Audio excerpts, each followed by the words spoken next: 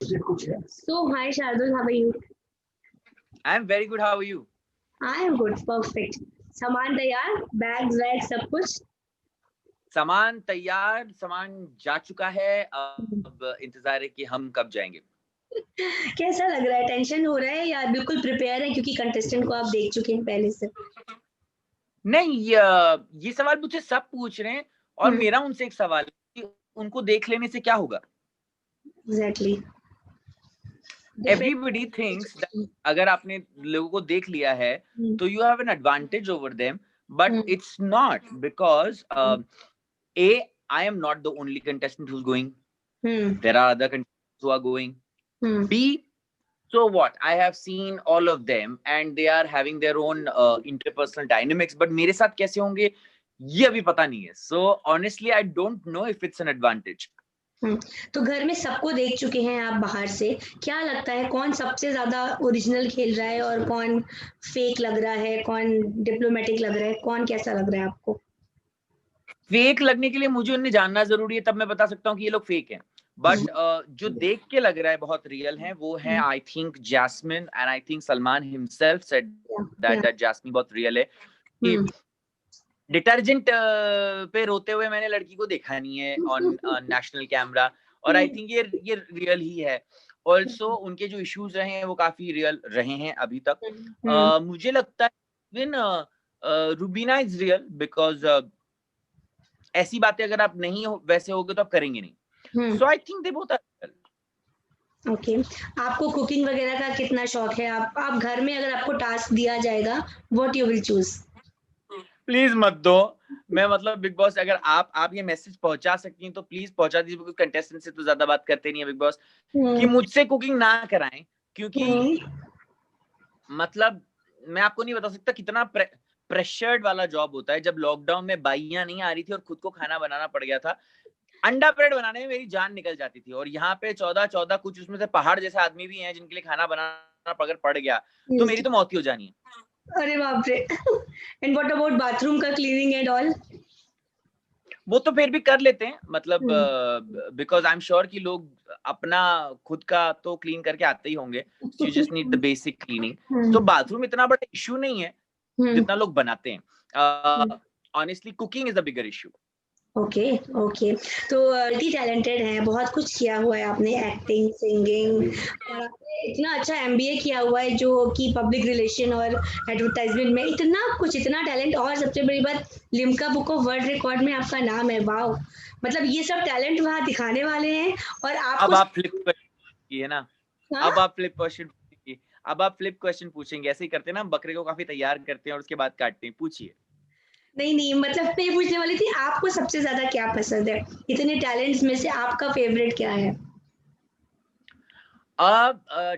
Definitely मुझे बोलना बहुत पसंद है, इसी की वजह से मैं आरजे बना, इसी की वजह से मैंने टेलीविजन पर भी एंकरिंग करी, क्योंकि वहां पे मैं it just comes naturally to me, you know, it's like कि आप मुझे नींद में से भी 3 बजे उठा के अगर बोल देंगे अगर आपको एक शो की होस्टिंग करनी तो मैं कर सकता हूँ। But I enjoy acting a lot, because acting में क्या होता है ना, आपको कुछ और बनना है। जैसे for an example the lead that I was doing in Kuldeepak, वो मेरा रोल था कि ये कम बोलता है लड़का, पर एक्चुअली में ये लड़का इतना बोलता है कि इसने लिम्का रिकॉर्ड बनाया, तो मुझे मजा आया वो करके कि कम कम बोले होते एक लुक में मैं कैसे अपनी बात कहूँ।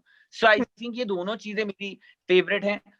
मेरा गोल ये है, आपको मैं बताऊं ऑनेस्टली, मेरा गोल ये है कि इंडिया में आज तक हमने ऐसा नहीं देखा है कि कोई रेडियो भी कर रहा है, कोई एक्टिंग भी कर रहा है, कोई होस्टिंग भी कर रहा है। Of course we had Manish Paul जो रेडियो से आए और फिर टीवी में होस्टिंग करने लग गए, but I want to be some जो सब कर रहा हो एट द सेम टाइम, जो क्योंकि अब हमारा मीडिया ऐसा हो गया है कि अब पॉसिबल है।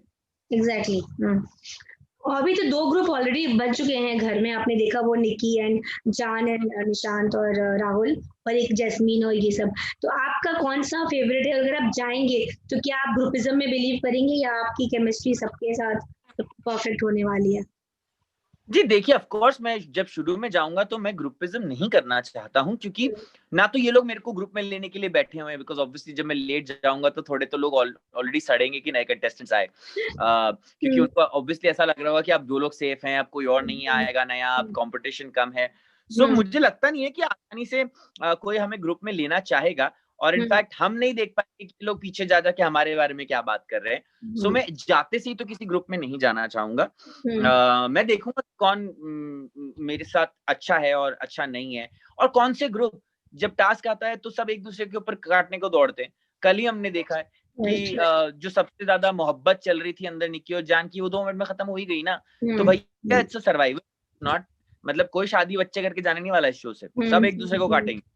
तो आप किस तरीके की पर्सनालिटी हैं? आपको गुस्सा आता है या आप एकदम काम डाउन रहते हैं, सिचुएशन के हिसाब से रिएक्ट करते हैं? ऑफ कोर्स गुस्सा आता है, बिल्कुल गुस्सा आता है, हर इंसान को गुस्सा आता है। कोई संत महात्मा तो नहीं हूं मैं, और अगर गुस्सा तो मैं बिग बॉस में आता ही नहीं। ऑफ कोर्स गुस्सा आता है, बट मैं ये परसेप्शन चेंज करना चाहता हूँ बिग बॉस का कि ये शो सिर्फ गुस्से के बारे में। क्योंकि मैं जितने भी जर्नलिस्ट से सब बात कर रहा हूँ, सब यही पूछते हैं कि आपकी स्ट्रैटेजी क्या है और आपको गुस्सा आता है। तो भाई गुस्सा अगर आता है तो इट्स नॉट अ क्वालिटी। या so you want to overcome it, you want to overcome it. No, I am sure I will lose it also, but गुस्सा किस बात पे आता है? गुस्सा क्या जस्टिफाइड तरीके से निकलता है, वो सब भी मैटर करता है ना। गुस्सा तो सबको आता है, आपको भी आता होगा, मुझे भी आता है, हम सबको आता है, पर आप उस गुस्से का करते क्या है वो मैटर करता है। राइट। तो शार्दुल ज्यादा टाइम नहीं लूंगी, आप गाना भी गाते हैं तो जरा चलते चलते अपने कुछ अंदाज में गाना हो जाए, कुछ सुनाइए और आपके व्यूअर्स के लिए एक अच्छा सा मैसेज भी दे दीजिए। सबसे पहली बात तो जिसने भी ये रूमर फैलाई है कि मैं एक सिंगर हूँ, उसको मैं बहुत जोर से चुम्मी देना चाहता हूँ। बिकॉज मैं जब 12th स्टैंडर्ड में था तो मैं अपने दोस्तों को बोलता था कि मैं बड़ा होकर सोनू निगम बनना चाहता हूँ, क्योंकि मैं रेडियो पे बोलता था, तो को लगता था कि मेरी आवाज अच्छी है। लेकिन असल में मैं इतना गंदा गाता हूँ, इतना गंदा गाता हूँ कि मुझे लगता है कि एविक्शन से लोग नहीं डरेंगे, मेरे गाने से डरेंगे। तो आई थिंक ये डेब्यू जो रूमर क्योंकि शुरू हो गई है, मेरे को बहुत सारे लोगों ने पूछा आप सिंगर हैं, तो मैं सोच रहा हूँ कि अंदर जाने के बाद किया जाए on world platform where people see my singing talent. Because एक बार ही होगी वो आवाज, यू नो, ये संगीत का 8वां सिर सिर्फ एक बार लगेगा। क्या बात है, ठीक है ठीक है, चलिए अब इंतजार करेंगे। और सुबह डांस करना मत भूलिएगा, क्योंकि वो सबसे ज्यादा पूरा एनर्जी देता है सबको, ऑडियंस को भी। और कि मैं कभी नहीं हुआ कि मैं सुबह उठ के नाचा हूं, तो आई डोंट थिंक सो ऐसा होगा। मैं सुबह उठता हूं तो मैं ऐसे ही मूड में उठता हूं कि क्यों उठा दिया। तो आई डोंट नो इफ सुबह उठ के कोई नाच के खुशी होती है। लेट्स सी, चलिए वो तो वहाँ वक्त बताएगा।